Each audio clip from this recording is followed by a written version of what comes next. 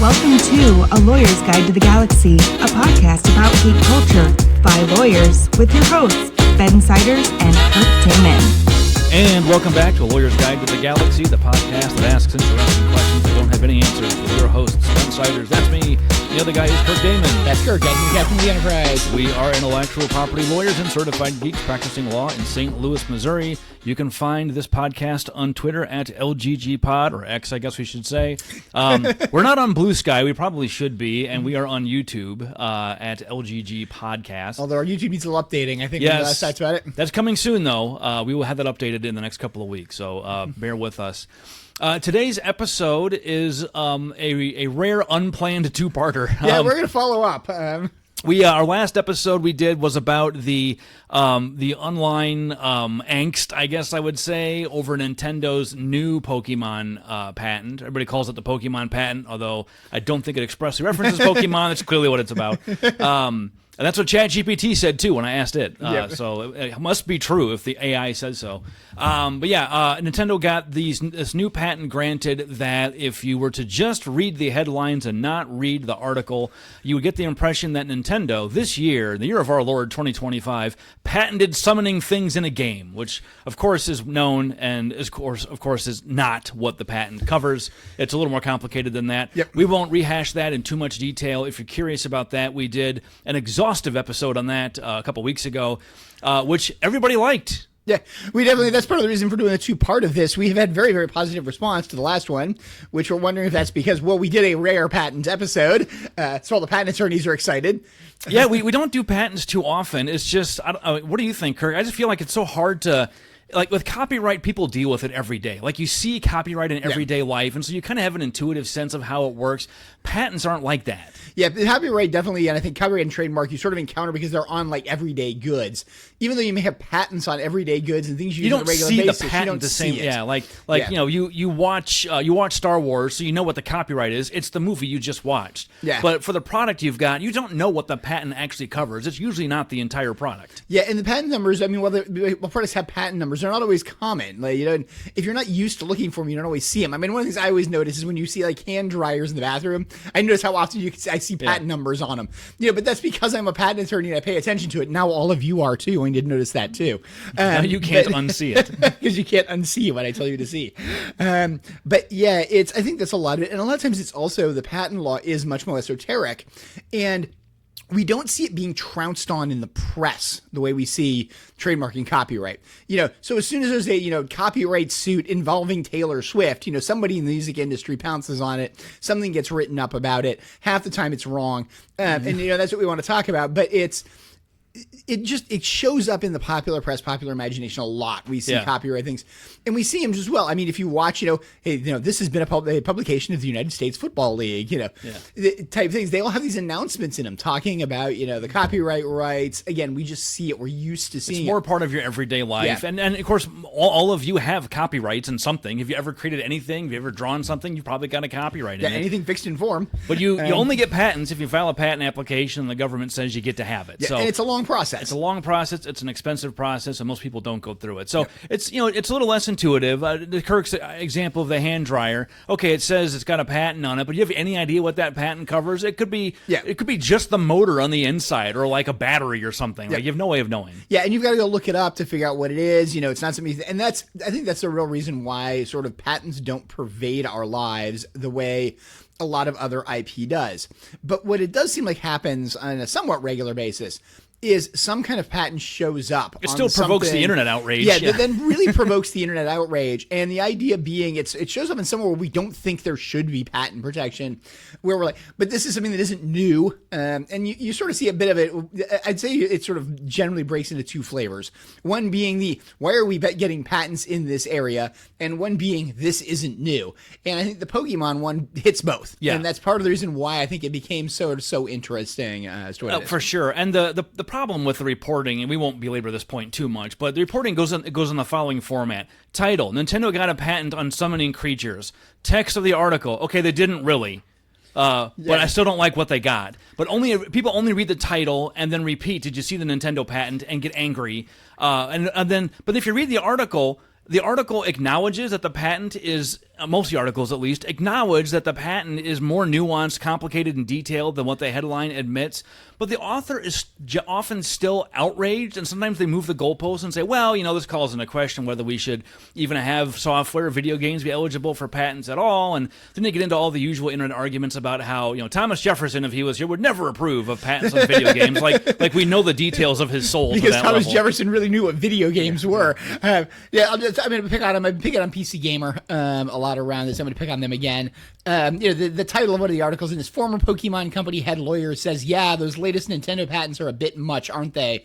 I wish Nintendo and Pokemon good luck when the first other developer just entirely ignores this patent. And then the subtitle underneath it: the USPTO, that's the Patent and Trademark Office, may have hurt itself in its confusion. That's not like this is unique in media. I mean, we've had this discussion before in media, but it's very clear what this article is going to be about, right? And exactly what opinion is being expressed by it. Now, later on, they say, well, maybe, yes, the former head lawyer at Nintendo said this, but it's maybe there's a little more nuance. There's caveats in the article, but there's not necessarily caveats in the title.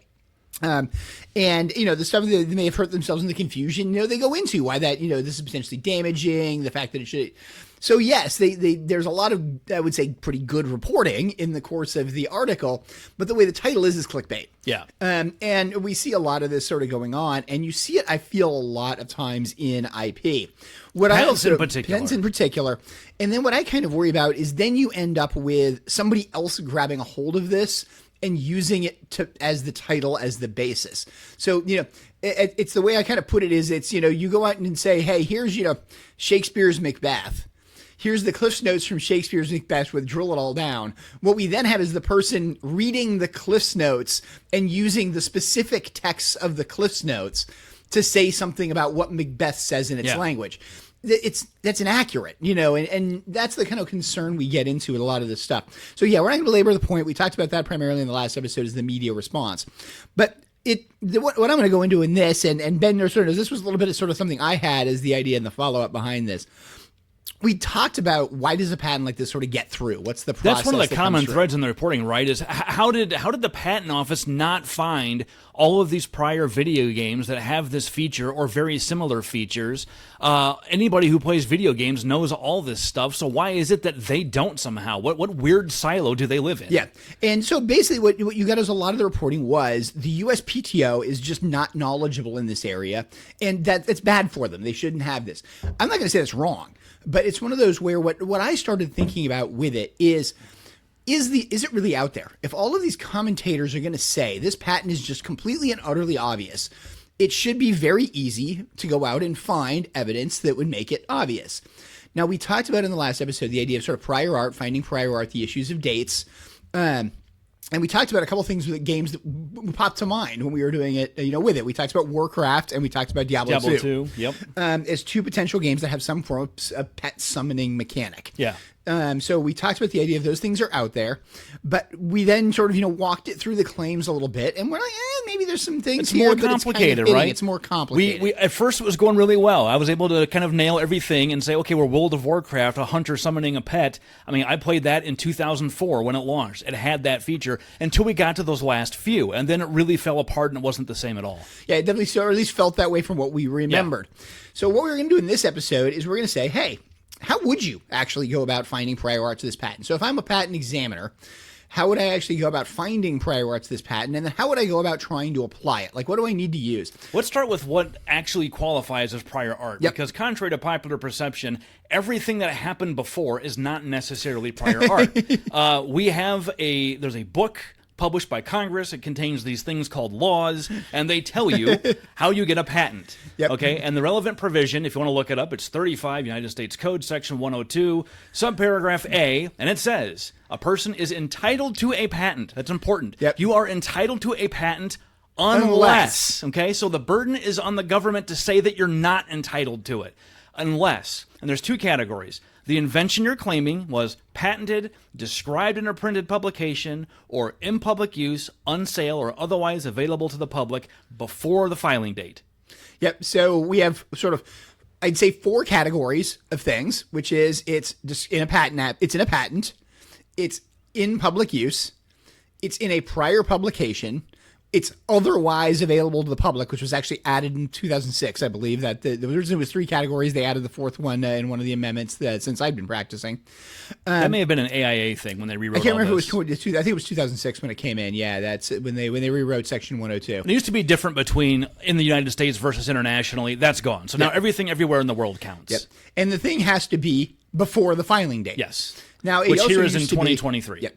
It also used to have to be before it used to have to be 1 year. What was called a 1 year grace. So it had to be more than 1 year in front of the filing date. That still exists a little bit For your own stuff. For your own Yeah. stuff.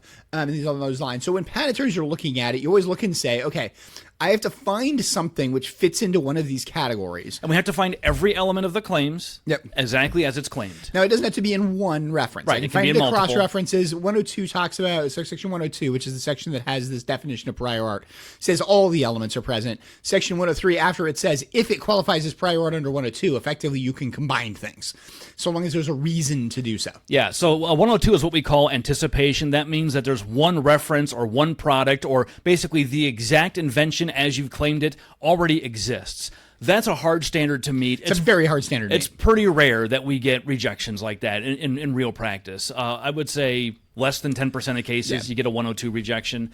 So that if you ever hear attorneys say it's a 102 or it's anticipation, that means the exact invention you claim exists. Very uncommon. In one reference. In one and the way we reference. look at this is in one reference. That could be, they could say, here's 2 different embodiments. I'm going to combine the 2 together, but they're both described in one reference. So that's why it's a 102. What we get much more often is what's called an obviousness rejection. That arises under Section 103, which says that the patent may not be obtained even though the invention is not identically disclosed under 102 if the differences are such that the invention as a whole would have been obvious at the time that the case was filed to somebody who knows what they're doing. Yep. And basically the way they did it is they define prior art in Section 102 and then say, hey, you use that same definition under 103 to figure out whether or not something's citable. Practically, we sort of say, hey, it's obvious in light of it. The way that sort of practically gets done is it gets turned into a 2-part test if you want to combine things and sort of a slightly varied taste if you're just going to modify something. So if I go in and say, hey, here's this reference which shows all but just a very minor component. So, hey, it shows it, but the door is bigger in yours than it is in the other one. The examiner come in and say, yes, but size modification is obvious to anybody because it doesn't actually change sort of the inventive concept. Well, like in a claim that says we're going to do this over a local network and somebody does it over the internet. Okay, well, that's a pretty obvious modification. Or even vice versa, going the other way. Now, you can argue it's not because you can always come back and say, no, it's not because there's unique there's problems, reasons why. Stuff like that. The other thing is that you can use more than one reference together. So you can now say, okay, I have elements A, B, and C of a claim in this reference, and I have elements D, E, and F in this reference. I can put them together and say, that gives me elements A through F, which is what the claim is. I can do that, but then I also have to say there's a reason to combine them. If you think about it, I mean, we're basically saying all of the pieces of this invention exist in different places, and the inventor has just put them together in a way that's obvious. And the trick here is that if you think about it just as a basic rational level, well, of course, all the pieces exist. It has to come from somewhere, right? All the pieces of Edison's light bulb existed. They just didn't know how to put them together. The problem is the obviousness standard. The examiner has to explain why it would have been obvious, and that has 2 parts. One is that, you would recognize that you could combine these 2 different references to make the thing claimed, and you would expect it to work. And the second is that you would, not could, but would have a reason to do that. And importantly, that reason cannot be because you've read my patent application and now you know it works. And It you want can't to be create the because same it works. thing. It's what's called hindsight in that you case. can't just go back and reconstruct my invention now that you know what it is. You've got to pretend you didn't know. Yeah.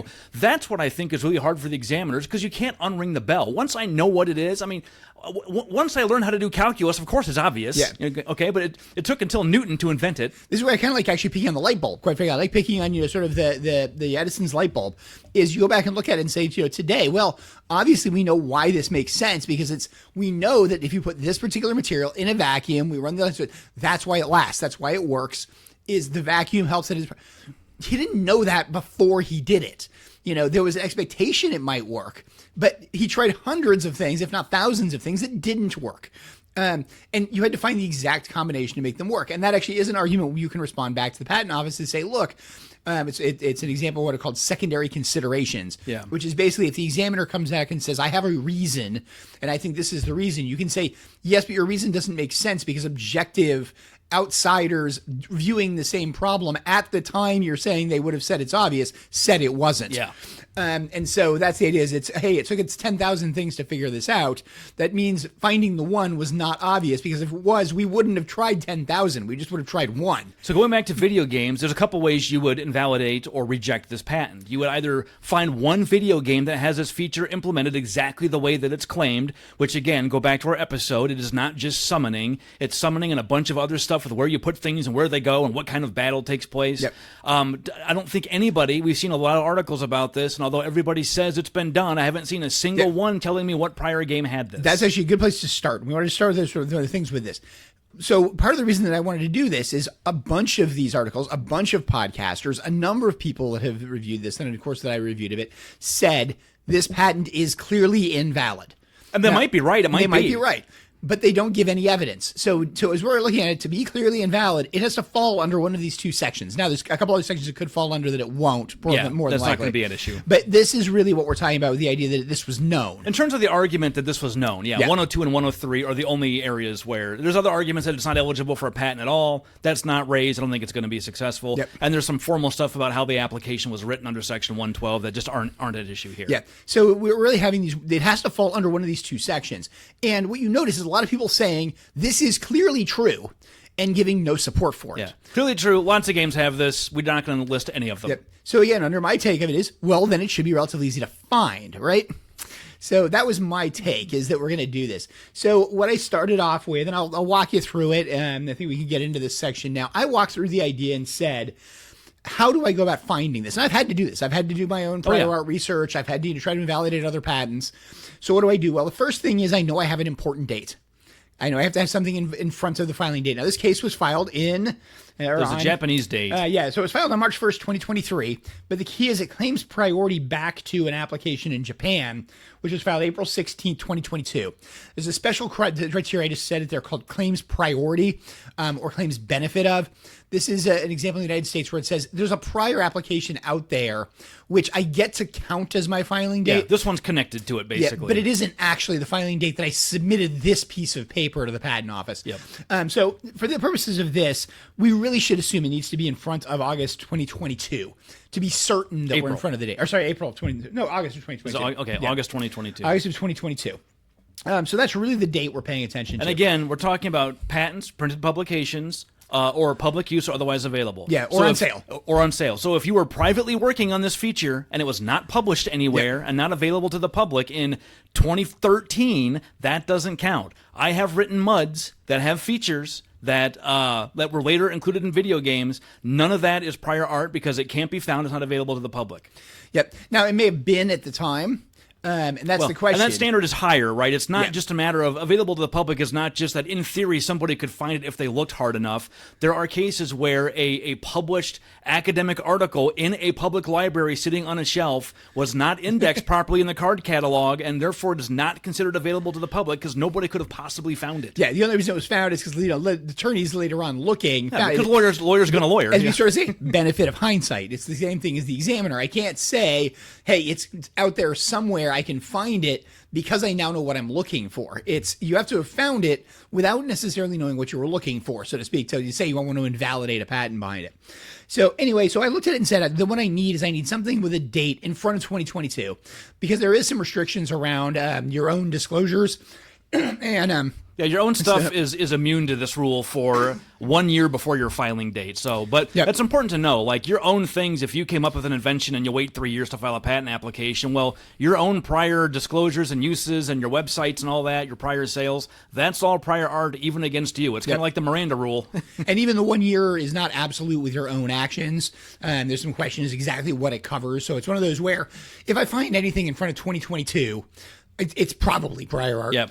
If I find anything around 2021, it certainly is prior art. So basically anything in front of August 16, 2021, there's going to be no argument it didn't exist. So long as I can prove that date. So long as I can say that's the date that it existed. So what I was gonna look for is, okay, what can I find? Well, one thing we started with is, let's see how right we were with Warcraft. So let's go look into Warcraft. Well, I don't have a copy of Warcraft on my machine. Even if I did, I don't know if the copy I have has been updated since 2022. It probably has been. So even if I can play the version on my computer, that's not the version that was in 2022.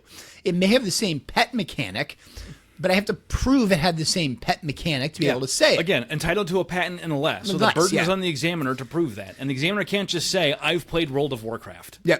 And the examiner, technically the examiner could say, I played World of Warcraft, but you'll knock him out. Yeah, exactly. And what he's got to do is he's got to go find a thing that says Warcraft operated this way in 2022. Now, one possibility is, can I get a copy of World of Warcraft from 2022? Probably not, just because it's mostly an online game. It's there's no software sort of for it. Think about this. Let's suppose, I've got my original disc, CD, DVD copy of World of Warcraft in my basement somewhere. I go get that out. What do I do with it now to prove it, right? If I go install it, what's going to happen? Yeah. It's going to update. It's going to update itself. So you're going to have to disconnect it. You're going to sort of... If it even installs on my Windows 11 machine at this point. Yeah, so the basic comment behind that is the software may be hard to find. What you've also got to deal with is we also have the advantage that Ben played World of Warcraft in this time window and used pets, which this examiner may not have. This is one particular game. I have not played World of Warcraft. I've never played World of Warcraft. I had no idea that a hunter could summon pets in World of Warcraft. I played a warlock in EverQuest who also could summon pets. But if I'm the examiner, I have no reason to even look for this.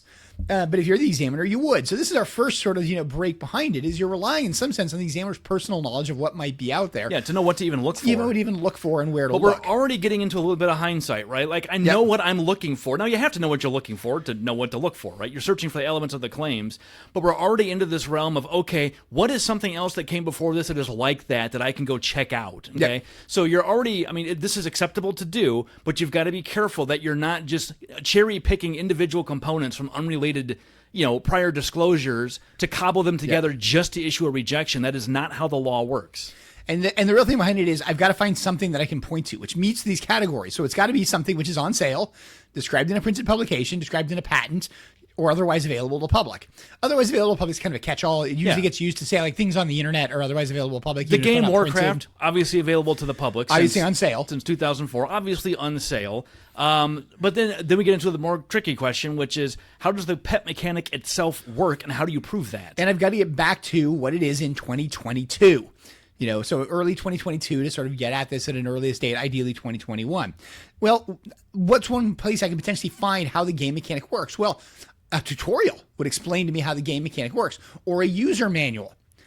No games have user manuals anymore. Yeah. And in 2022, they didn't have user manuals. So there's no printed publication. The user manual is a printed publication. Let's say they did. Let's say I've got my original manual that came with Warcraft in 2004. What if the pet feature wasn't in it at the time, was added in a patch a couple years later, still in front of our 2022 filing date, but it wouldn't be covered in the print manual? Not to mention, how do I prove that a given copy of the print manual that I happen to have is really from that date? Now, from an examiner, that's a little bit easier because they can basically say, hey, it's got a copyright notice on it. It's got something like that. They can kick that to the patentee and basically say, hey, look, it looks like this was published to be based on its copyright in 2004. Prove me wrong. Yeah. That copyright notice is kind of, establishes a self-authenticating, baseline that somebody would have the burden would shift to them to prove that it's fraudulent or false. So next possibility is, can I get, again, do I have a copy of the game? I can't necessarily use that because it's going to update. It's going to have problems with it. Can I prove it's on sale? Well, the game was on sale, so that works. That's not hard. But what about if it's in the online tutorial? Well, the online tutorial is part of the update. I can't necessarily put... Well, I wonder if maybe I can find somebody who recorded an online tutorial. Yeah, a Twitch stream or a YouTube video or something like that. There's a bunch of people, right, that make YouTube videos that do Twitch streaming that talk about video game playthroughs. Well, Kirk, that should be easy. There's a date right on the front of YouTube. Tells you exactly when it was uploaded. Why is that not good enough? Well, because it's not necessarily exactly when it was uploaded. What? So that's the first thing you bump into is first off, I got to find one. Then I've got an issue that is the YouTube date on the face of it the day it was actually uploaded, because you can fake that date, if I remember correctly, in certain ways. ways. Well, think about it this way. We all, if you use YouTube, obviously that date is usually correct because it's applied. Usually. It's applied systematically by the computer software. Anybody who programs understands how this works, and if you've ever run a website, you understand how it works. When I go post, a post on Reddit, it puts the date that I posted. There's not a human being filling that in. The computer just does it based on the system date and the time zone. So that part is simple and intuitive. But courts and government agencies can't we're talking about legal evidence here, not just what everybody knows, and more importantly, assumes. So from the point of view of a legal procedure, dates like that are not self-authenticating. You have to have somebody who can speak to how that date got there so we can be confident that it's correct. And who is in position to speak to that? That would be YouTube. Okay, is YouTube part of this process? No. Can you subpoena them? You can. If you have a lawsuit, if you have a lawsuit, but is the patent office going to subpoena YouTube? No, right? So they could probably raise that and say, okay, well, we all know how you probably find an affidavit from YouTube in a piece of litigation somewhere that explains how it works. But does it necessarily apply? Does it always work that way in that affidavit? Have they changed it? So you have to authenticate these dates, and you can't just say, well, it was on a website and that's what they claim. Or I could just start a new website, publish something, and just claim it was published in 1947. And this is the example of one of the things where, when you look at it from a patent office point of view, the examiner probably can rely upon the date because it is the common date. It's what you expect it to be. And again, they can kind of kick it back to the applicant and say, it's on you to prove that this one was faked or this one wasn't what it is. The rules are more relaxed. We expect YouTube to do this. In a court, you're really going to have to at least provide something to prove it, unless a judge just looks at it and says, no, I believe it.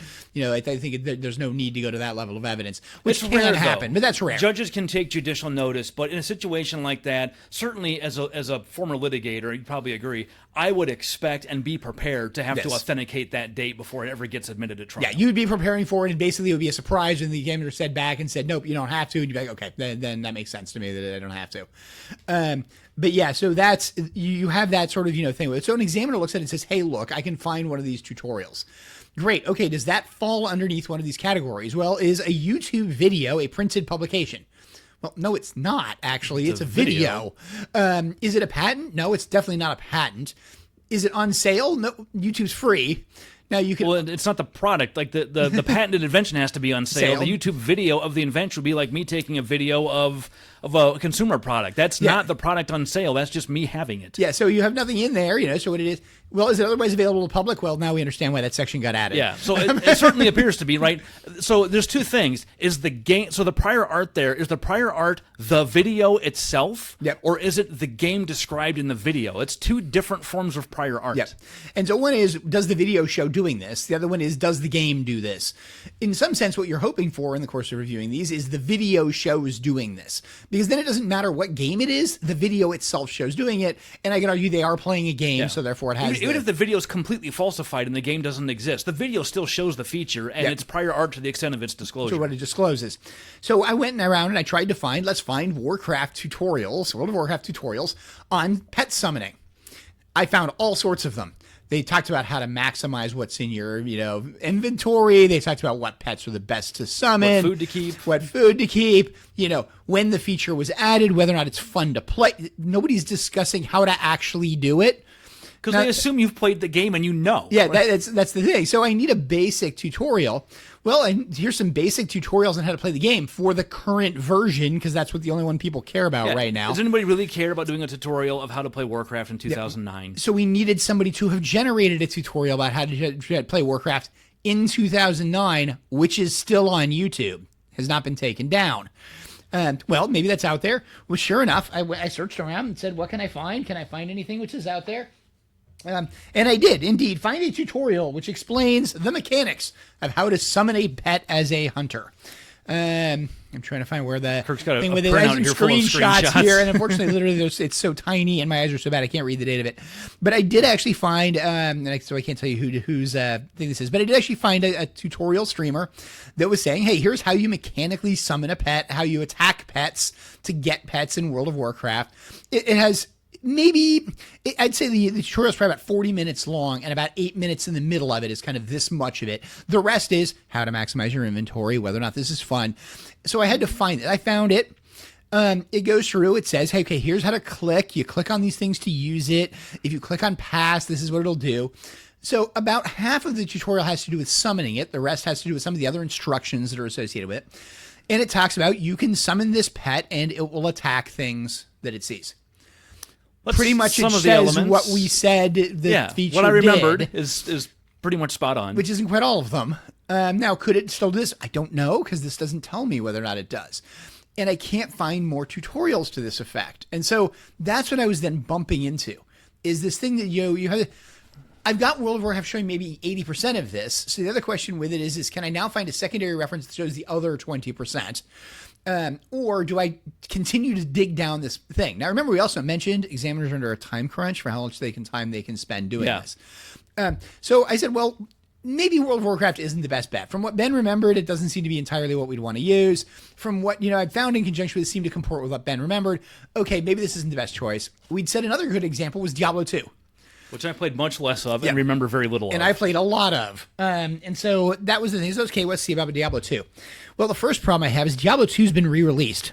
I think we did an episode about that. And we did an episode. So with Diablo 2 being re-released, am I talking about videos that are talking about the re-release version, or am I talking about videos that talk about the original version? Well, I need to get one that's in the time period before the re-release version. Okay, which does get me, this does easily get me in front of 2022. This gets me back in like the late 90s. So I know I've got, I mean, the further back you go, the better the prior art is because it's so old, but it's also the harder it is to find. So it's fine because YouTube was not exactly common at this point in time. Didn't exist. So I searched around. I tried to figure out what I could find in Diablo 2. I found a bunch of stuff on how to play a summoning necromancer and how to beat all the bosses, and nobody explained how the things are actually summoned. They just do it. Because that's not the point of the video. It's not a technical examination of the engineering underneath Diablo 2. It's how to beat the bosses. It's how to play a summoning necromancer, which is a relatively hard class to play, and win the game and get your loot and how to do this.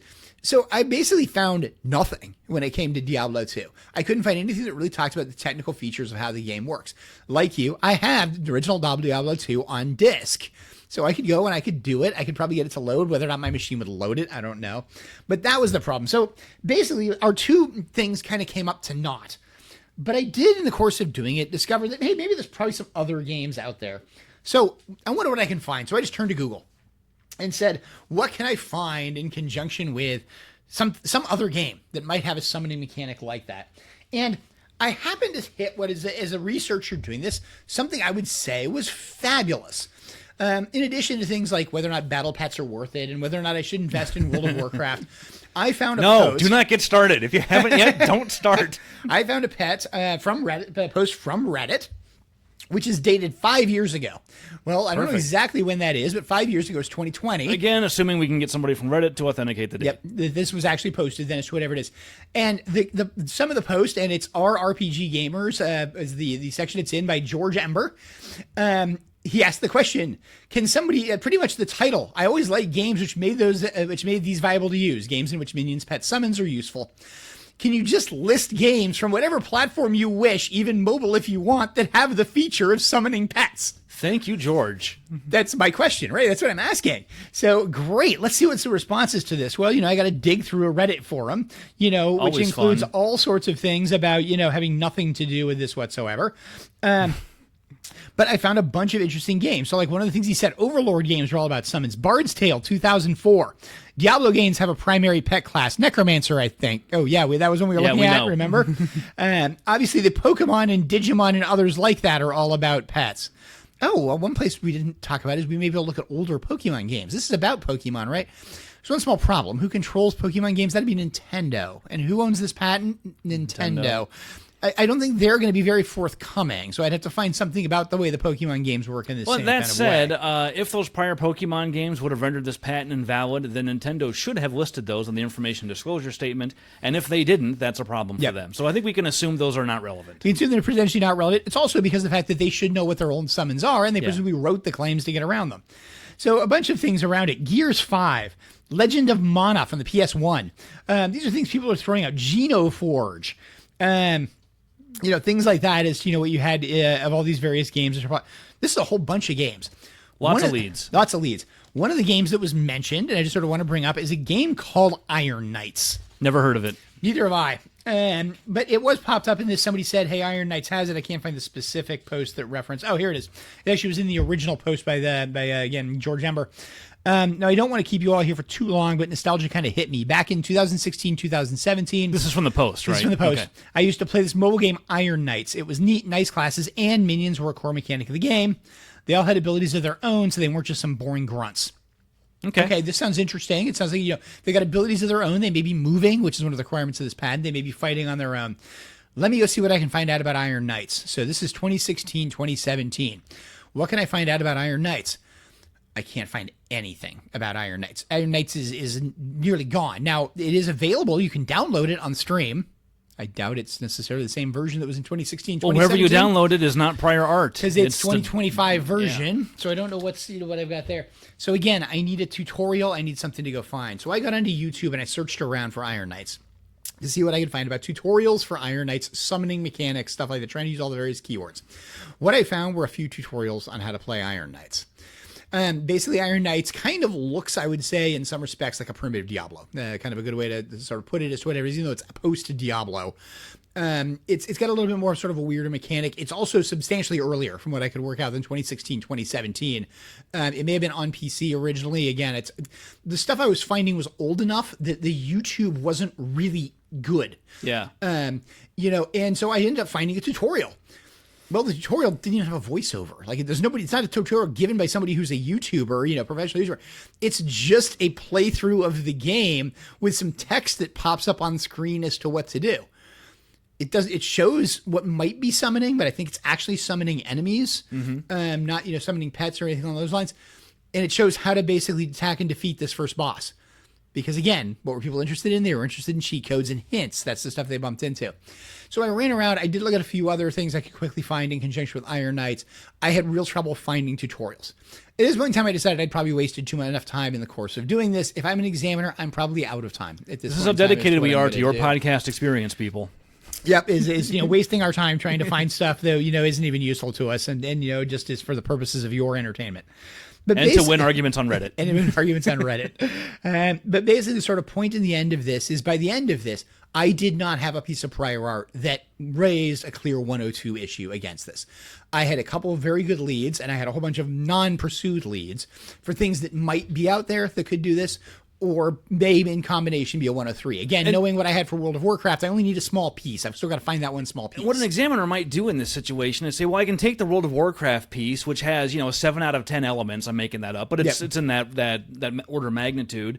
And say, okay, well, I've got all this stuff, and so what's the difference? It's this auto-battling option, depending on where you deploy the pet to the field. So then you go find something else that has an auto-battling feature, and you say, okay, now I've got all the elements spread across 2 different prior art references. All I have to do is explain why it would have been obvious to change World of Warcraft so that when you summon your pet, instead of having a manually interacted battle, it goes into this autonomous combat mode. Here's the thing. If you played World of Warcraft, you would never do that. Yeah, exactly. And that's the problem, is you need that reason in addition to all the combinations to put the things together. One of the problems you had is... It would completely break the game, right? Yeah. It's a real-time RPG that you're playing, it would not make any sense. It's out of the genre. Nobody would ever do it. You also have, quite frankly, differences in technology. I mean, we've had massive changes to, computer technology. Mobile gaming's risen in this window, around these things, off of PC gaming. The world has changed. We're talking about what you were doing back in a different world, and we're saying it would be obvious to do something which is now done in a mobile world, or, a smaller computer world, in an older world, with different levels of computing power, different graphics requirements. Where does that reason come from? Now, that's not to say an examiner won't come up with one.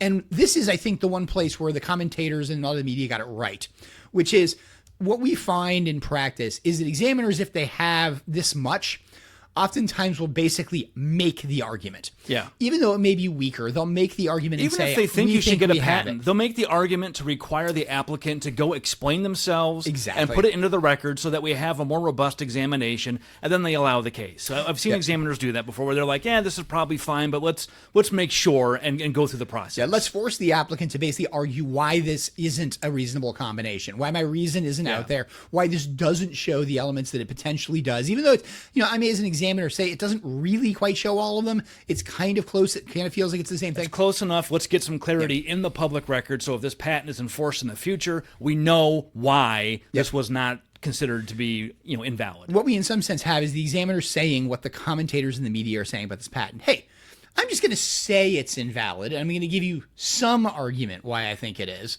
and I'm going to expect you to counter it in order to get the patent. And in most cases, what it is, you can. If you're the patent prosecutor on the other side and you're the person working to try to get this patent, you can present reasonable arguments. Now, those arguments can and will be used against you in later enforcement, so you have to be careful as to what you say. But you're going to say something that says, no, it doesn't have it because it doesn't have these elements. More than likely, you already knew that. You already knew those were the elements that you thought were kind of unique, and what you were trying to say is the uniqueness of this claim in the course of filing it. That's why you're patenting it, is because you thought these elements were unique, and sure enough, those are the elements that are unique. Because more than likely, if you are writing a patent for how to do combat and you are a video game developer, you know how World of Warcraft's pet mechanic works. Because you probably played it. Yes. And so that's the kind of thing. The key of where I sort of had with this is that where we're left at this point in time, we've had our podcast on here. I don't know how many minutes we've been going for. 40 minutes. I just told you what I did as sort of an initial first level search. I can't clearly invalidate it. Then it's not to say it's valid. It's just I don't have it yet. And then that's us searching references and resources that examiners don't have time to look at. Yeah. And with the benefit of my knowledge of World of Warcraft giving us the place to start, which the examiner may or may not have played. Yeah. And that same kind of idea is we have sort of this knowledge we brought to the table. We have a system with it. What we see is the examiner primarily searching the patent office and searching for patents. As we mentioned, why does he do that? Because that's the one that the date is easy. Yeah. Because that's the one you can't fight back on the date. Because if the patent office says it was filed on this date, it was. That is self-authenticating. That's a self-authenticating. And part of it's because it's that second section described in a patent application. That's why it's there. That's why it's there. So that's the kind of thing that you basically Let's talk about into. an environment where we're not limited by an examiner's quota requirements and time limitations, yep. And where we do have access to people who know all this stuff, and that's litigation. Yep. So the second half of this is, and we talked about this in the last episode, this is potentially why the patent got granted. It's because basically as we come through it and say, hey, look, this patent is granted. I can't find a way to reject it. And again, that law says you're entitled to it unless I can reject it. This is what we call, it's prima facie valid, meaning we've taken a first look, prima facie, a first look, yep. and at first glance, under the heightened examination standards, it's not clearly invalid, so we're going to grant it. Yep. And if it's like most patents, that will be the end of it. It will never be enforced. It will never cost anybody anything, and that's it. And the key line to say in there, as Ben said, is it's not clearly invalid. That's a double negative, but it's an important double negative because you are entitled to it unless it is clearly invalid. Unless it falls underneath one of those sections. So, as the examiner, his job is to say, nope, you're entitled to it. I will pass it to them. You get it. Now it comes into and says, yes, 100, this is one of the, tens of thousands of patents that have been granted, and get granted, every week. As to, we should clarify, the fact that a patent is never formally enforced does not mean it has no value. Yeah. One of the concerns that I do think is legitimate in a lot of these articles is the mere fact that it exists serves as a deterrent. Yes, it is one of the main reasons you get a patent. Yeah, it's for exactly that reason. And in some sense, if it's actually a 100% valid, very clear patent, it acts as a really clear deterrent. Yeah. I mean, the perfect patent is the one that works as a deterrent and you never have to enforce it. Yeah, because nobody dares, because they know they'll lose. But how do we know, how do we separate that from the one which is granted under this exact same thing? It is clearly invalid according to all this. Or never enforced because it's useless. There's no way to know. Because it's useless. So what we bump into now is that, okay, we're headed into litigation. Well, if we are one of these patents that's potentially going to be litigated and be fought over, what's the first thing that has to happen? Well, somebody has to threaten somebody else with it.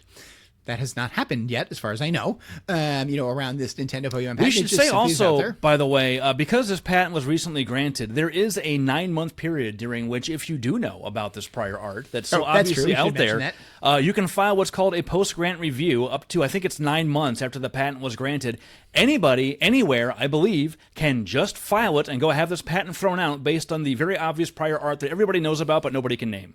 Yeah, assuming you have it. Now, the filing of that is not an insubstantial task. No, it's very expensive, which is why nobody does it unless you're being threatened. Yep, you made to hire a lawyer. It's going to cost you some money. It's all these guys who are like, it's clearly invalid. Well, why aren't you doing that? Well, part of it's because it costs money, and well, I don't really care because I'm not being threatened with it. But assuming they do and they threaten somebody with it, somebody will go and attorneys will look at this. It will then potentially go to a lawsuit. At which point in time you may have a post-grant proceeding, file one of these proceedings. Almost that takes place in the inevitably patent you office. do. Depends on the timing and what's allowed from when the typical process is an infringement lawsuit is filed.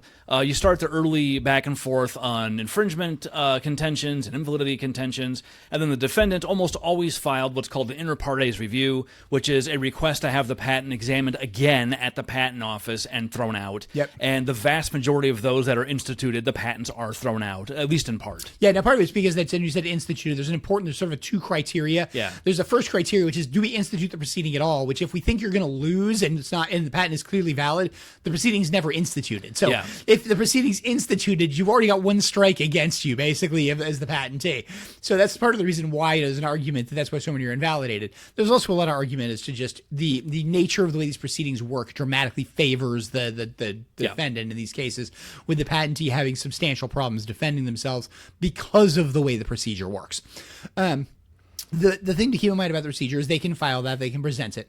But this is effectively a contested proceeding. Mm-hmm. It's expensive. It is. You're going to have lawyers involved in conjunction with this. You're going to have to present formal evidence. And if you're the one saying the patentee, you're going to have to file, here's what it is, and you're going to have to prove all those dates. And you're going to have to prove this is what the thing You have had. to do the prior art search that Kirk just talked about. You got to find all this stuff. You've got to authenticate it all. You've got to come to, it's an administrative proceeding, so it's not like court. It's a little bit different at the patent office, but it's more formal than an examination. Yeah. An examination, the examiner kind of can just say stuff, and you're kind of stuck with it unless you can prove them wrong. In this type of proceeding, they do, I don't know if they follow formally the federal rules of evidence, but it's more similar to that, where you've got to have persuasive and convincing evidence. The key thing with it is they have different requirements because it is an administrative tribunal, which is sort of court-light, is a lot of times the way things get referred to. It's not really because they do kind of different procedures, but administrative tribunal is like a court in many respects. It's also more like examination in many respects. Part of it is it has to do with what standards of proof are, what legal requirements are, what's required to bring things in front of it, sort of stuff like that.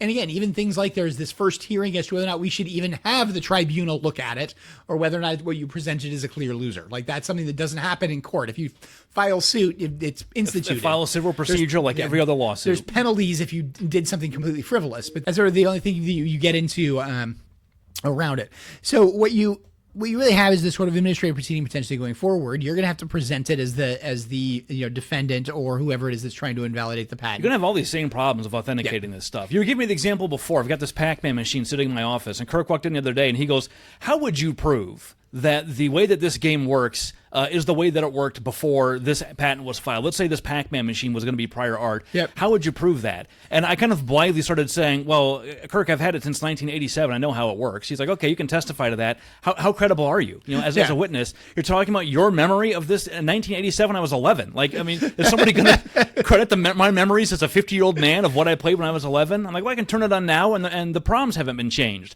Kirk's like, how do you know that? You haven't had it the whole time. Yeah. I'm like, oh, shoot, you're right, I haven't. But how do you also prove what the proms were, back with that? So you're getting into all these kind of questions, and that's the sort of the key thing about this is expensive. But now the defendant has grounds to do it. They have the grounds they have to the spend motivation the money. to spend the money. In some sense, as I started down and I did my analysis of Iron Knights and all the kind of things around those lines, if I'm being paid to do this by a client, I can spend, an entire week doing the research that I spent 40 minutes talking about here. And see what else I can find. What more can I find? What's out there?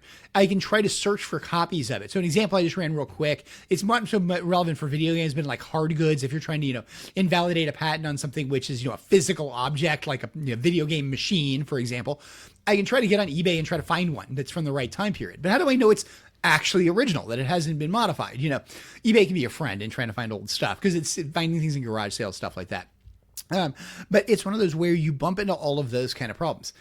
If you're in court, so if actually you don't have this sort of post-grant proceeding, or you get through the post-grant proceeding and go into court, the standard's even further heightened as to what you have to bring behind it. You're going to fall under what's called federal rules of evidence, which is basically here's the requirements for what evidence has to look like. And if it doesn't look like this, it doesn't meet these criteria, you're not even allowed to tell us that it exists.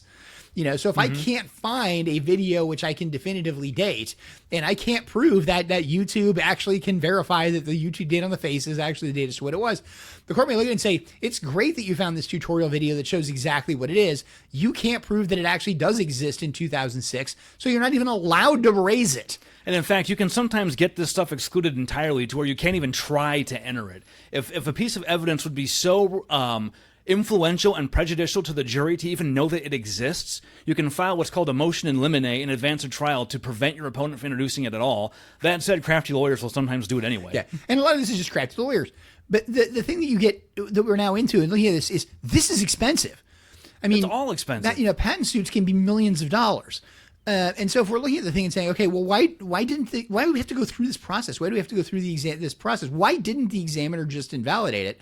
The answer to it is because it costs millions of dollars. Millions of dollars. Yeah, and why would we? I mean, ultimately, we all pay the price for the patent examination procedure. It's funded by user fees by the companies, so they got to recover those costs somewhere. Why would we put millions of dollars into examining every single patent when most don't need this level of rigor because it's not going to be enforced at this level? Yeah. And it's not even a question as to whether or not this one will be. Yeah, it may not. To our knowledge, nothing's been filed on it yet.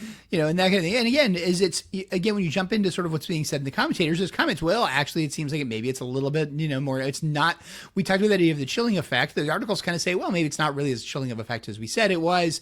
Things like that. You also get into, if I want to make a competing game with this, one option I have is to go to an attorney and say, hey, without the lawsuit, can you tell me if I can get around this?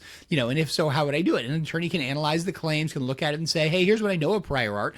And we sort of mentioned it previously. If you want to have a pet feature, why don't you just copy what was in World of Warcraft in 2014? Yeah, there's a principle that if it infringes, it anticipates, and if it anticipates, it would infringe, which basically means that if you assert a patent against something on grounds that it infringes the patent, then that thing, if it came before your patent, would also render your patent invalid. Yeah. And so before somebody sends a cease and desist letter asserting that a product infringes their patent, the first thing you should do is make darn sure that it post-dates your filing date. Because if your patent was filed in, say, 2022, and you send a letter to a company saying that their game infringes, but it was published in 2019, you basically just admitted that your patent is invalid. Yeah, exactly. So whatever this patent means, it does not mean whatever was being done before 2022. Now, again, the part of it may be, was your game in 2019, or has it been updated since 2022? Because if it was updated in 2022, when did this feature change? Can you prove when this feature changed? Those are the kind of things that you get into with it. So what we really kind of wanted to say with this and the idea behind it is just doing this kind of basic analysis, having walked through this thing as an initial stage. When you read a 2-page article by somebody who jumps in and says, this patent is unequivocally and clearly invalid, your first thing should be going off as that kind of statement's just too certain. Yeah. I'm not sure there's any way to be that certain. And if it is, why doesn't the next sentence saying because of X? Yeah. And saying specifically what X is, because if it says specifically what X is, and that we all know what this thing is, I can go verify that. I can look at it and I can say, yeah, this is. And the answer to it is because, well, there's no reason to put that in media. We're not interested in media reporting to that level of detail. But you've got to be very cautious in listening to what these things are. And if I want to say a cautionary tale from it, particularly be cautious of going out and finding a third-party article. We've done this, as a podcaster as well, and then podcasting about what the third-party article says, not what the underlying thing is. You may want to actually try to do a little more research into it. Now, some podcasters I know, and just as I said, I researched this issue quite a bit. I watched a whole lot of podcasters whose shows I have never watched, and I'm not going to name any of them because I just sort of found them. Some I don't know who they are, but it's one of those things where I found ones who clearly had tried to do their own research. And a lot of them were a lot less definite. Yeah. I had some that were really very much focused on the chilling effect. They just wanted to talk about the idea of, it doesn't really matter whether or not this statement's true. The fact that the patent is valid, it just kind of matters that it's out there. What does that mean? That I agree with. I mean, that is the point of the patent, right? Is to stop people from infringing. Ideally, people would just not infringe the patent until it's expired, and then you can do what you want. So that is a legitimate concern. That's not where I take any beef with these articles. It's the certainty with which they say that it's definitely invalid, and therefore the chilling effect is all the more offensive. Yeah. Which, if it was clearly invalid, I would probably agree with that statement, but it's just not that obvious to me that it is invalid based on like my own memory of the video game system and an actual look at what the claims say. It might be. We don't know, right? Yeah. We haven't drained the swamp on this, and we're not going to. Yeah, and that's really the sort of key thing behind it is it seems at times like saying that this is clearly invalid. It sounds like it's more clickbait than an actual sort of real statement. Yeah. And because of that, you end up and what we worry about with it as patent attorneys, as people working in this area, generally is this. It's not just a chilling effect of the patent being out there. It's a chilling effect of these types of statements chilling people's interest in filing patents when maybe they should. because they really have invented something, or quite frankly, challenging patents because they're like, oh, well, if they can get something clearly invalid through, why would I want to spend the money to invalidate it? We often say the best antidote to bad patents is filing more patent applications, because that is what I can assure you the examiner is definitely going to search. If you want to make sure that something that you've done in your video game doesn't get patented by somebody else, file your own application. It gets into the database, and the examiner can find it much more easily than trying to find your random little website for your indie game that is going to be hard to find and is going to be unpersuasive evidence. And the key thing about that is, it's just because you do that, it doesn't have to be patented either. Even if it's unpatentable, it becomes that prior art effect because it becomes a published application. It eventually gets published. Procedures not for it to be published. It's a very legitimate. I'd even say for a lot of companies, it's their main patent strategy: defensive filings to burn bridges. If I can't have a patent on this, at least nobody else can either. I have to use that analogy with it. Is the way to think about the a patent application is, if you file a patent application, it doesn't guarantee it's patentable, but it guarantees nobody but you can get a patent. You might not be able to get one either. But it's sort of, you just took n of 1,000,000 and made it n of 1. Now, it may also be n of 0, but it's no bigger than n of 1. Yep. And that's really sort of the key as to, what you get into is who can get it. And sometimes they get through, on grounds like this. Now, this is one of those cases where you sort of look at it and say, hey, if this was your patent, are you going to enforce it? Well, maybe not. You're going to make these determinations on your own. I suspect the patent attorneys, the people involved in this process, probably know a lot more about all the prior art having to do with summoning pets in video games than any of us do that are listening to this, unless somebody happens to be listening from Nintendo. But I suspect it's one of those things where this, their collective knowledge internally is probably vastly greater than ours is, just because they work in the industry, they're patenting in the industry, they're involved in this, and they know what they thought they invented, which is presumably what's embodied in the claims. So what we get into, with this, and again, I think the real sort of point of this is just be cautious whenever you hear anybody talking in broad strokes about what a patent does or does not cover. Yeah, I agree with that wholeheartedly. We talk a lot about how, and we're kind of dunking on the media a little bit here, but not entirely. It is hard, right? If you don't do patent law, but you're reporting on video games, this is a story you need to cover. Yeah. It matters to people. It is relevant. It is important. And if you don't know the law and the intricacies of patent law, which the vast majority of journalists don't. Yeah. What else are you supposed to do? And to their credit, some of these authors did go out and talk to patent lawyers, asking patent lawyers their opinion. So that's good. That's what you should do. We've been asked to do that before, to give our thoughts about things for patents and copyrights and all kinds of stuff. So but even then, lawyers all have their own different points of view. You could find a Bizarro Kirk and a Bizarro me who do the exact opposite podcast, saying, "Yeah, I've looked at this. I think it's definitely invalid," because they think of something else that we haven't thought of. So you should also bear in mind that there is a lot of nuance to the law. Entire libraries of books have been written about patent law, and we're very high level summarizing a handful of basic principles in 1 hour here. And this is to sort of follow up with it. A lot of people always comment about it. It's what you jokingly refer to when you go to law school. You learn to think like a lawyer. We're talking about a small area of law, which is patent law. This also applies broadly across all areas of law. It also applies broadly across a whole bunch of other areas, quite frankly. But this is the thing where you always hear lawyers say maybe is the only appropriate answer, or everything's a shade of gray. That's the comment with it, is that the type of analysis on this, which is relatively simple, straightforward, we have two laws. We have definitive laws, Section 102 and Section 103 of 35 USC. Those are the only two laws we're talking about with this. It's still not something that you immediately can say yes or no to. There's a lot of nuance. There's a lot of things that come into it. And so when you get into something that's even more nuanced, like a nuance of the tax code, to use that, which is about the most nuanced law you can probably get into, you probably don't necessarily immediately understand what it is that you're looking at. Even if you try to research it, you may not necessarily understand. Even lawyers who work with it may not entirely understand. I regularly comment out one of the things in patent law is that one of the things the Patent Office assumes is that anybody who files a patent understands all the procedures of the Patent Office. I don't know of a single person in the world who understands all the procedures. I don't think of the Patent Office knows them all. That way, there's not a single person in the world. Including everybody at the Patent Office. And so it's one of those things where that assumption's bad, but it's made. Yeah.